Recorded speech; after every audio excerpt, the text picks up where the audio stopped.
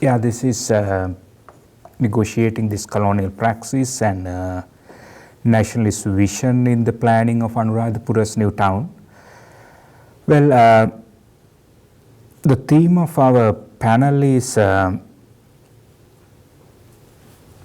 Asia's method, and I have some empirical focus. That is Anuradhapura's new town. Anuradhapura is a small, it's a small town in Sri Lanka, and this town has many different representations, like a historical city and one of the earliest capitals ever built 2,600 years ago, and this is where that majority of the Sinhalese history started, some sort of original destination, and there are a lot of origin stories associated with this place. But for me, I'm not going to explore that entire history, because I really don't know. I mean, we don't have any evidence to there are most of them are historical narratives, but in this case Anuradhapura became so significant at the time Ceylon, I mean now we call Sri Lanka, but Ceylon got independence in 1948, and that nationalist government, all those new political elites decided to make the first planned urban community in Anuradhapura. Not was the colonial capital of Colombo, or not was any of the other major cities in country, but this particular place, and they wanted to preserve something, they wanted to claim something, they wanted to protect something, and that is where planning comes from. And my background is urban planning, and so that's why I was so interested in studying about the first planned urban community in independent Ceylon. And here this is a very contemporary satellite image, show that one side is a historic city and it remains with all the ruins, and other side is that new town. That new town plan is the key focus of my, I mean how that what is called that creation, making of that plan. Well, and how we can connect with what we discuss here, because the key inspiration for our work is, I have two key inspiration in this work. One is that Chen and his Asia's method, because he shows us how Asia was ignored. He doesn't use, I mean, that the term Asia here, but when you categorize the world, when you look at the world from these categories, it was not significant. Because I mean, most of the theories made and we apply to understand, even myself, did not consider Asia as something significant to be theorized or something significant to be studied, and that was some sort of observation we made, and Chen made that observation very clearly. He was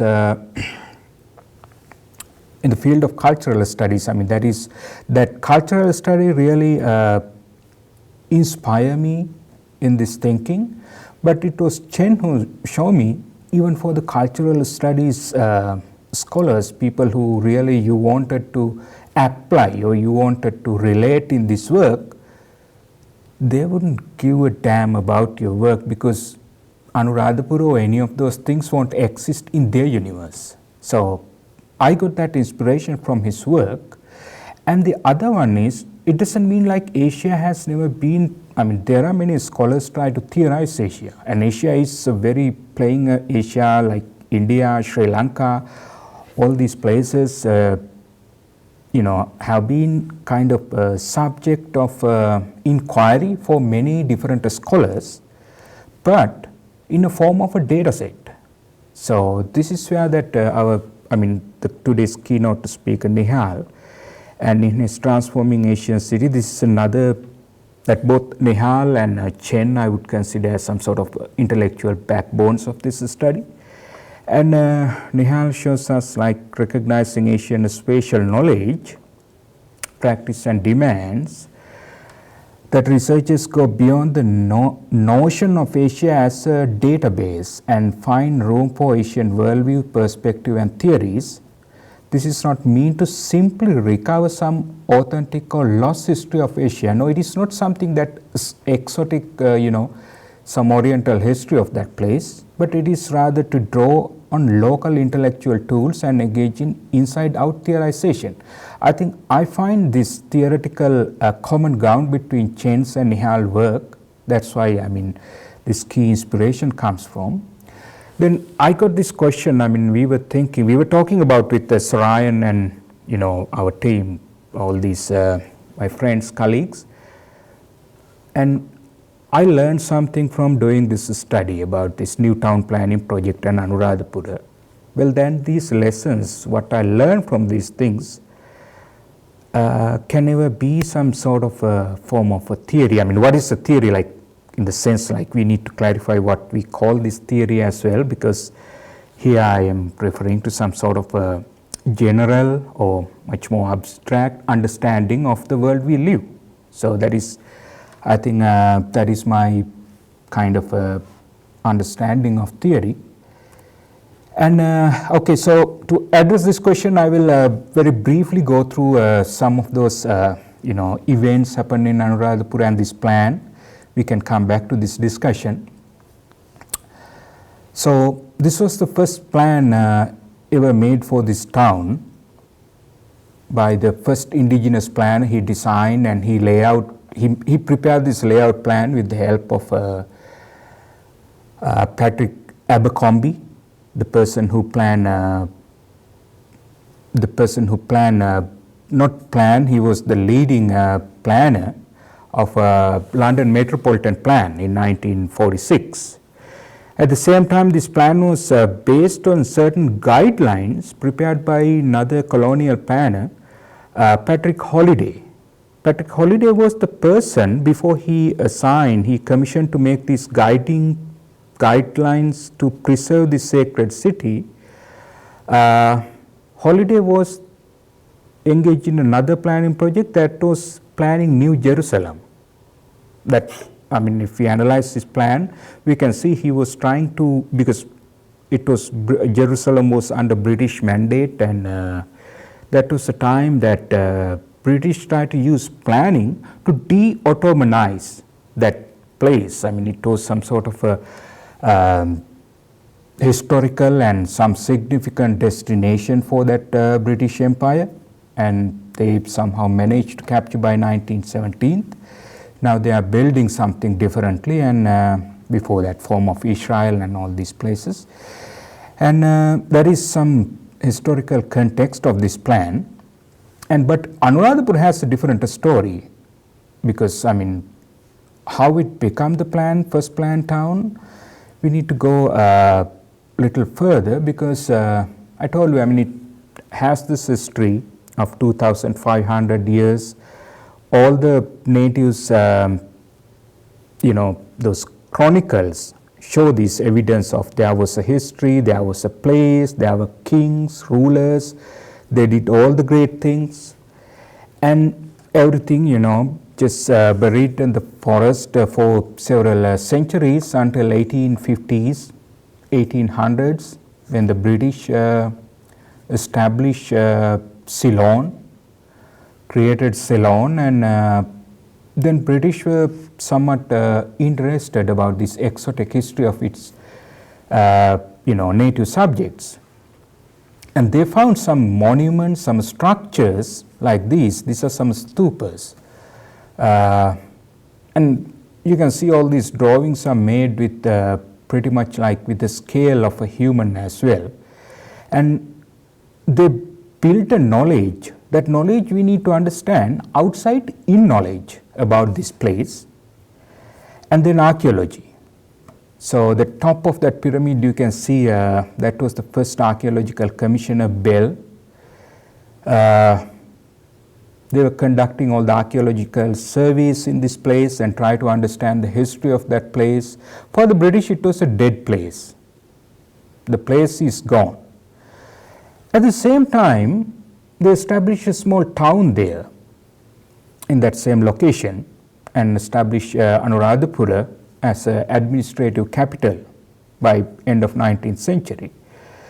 And that was the time new form of religious revivalist, emerged in certain part of the country, and there are a lot of other stories behind, like their caste background, why they wanted some different form of identity. But here I want to show, these are some leaders and their struggle for something like some virtue belong to Sinhalese Buddhist. I mean, that also their own construction, the way they discursively form.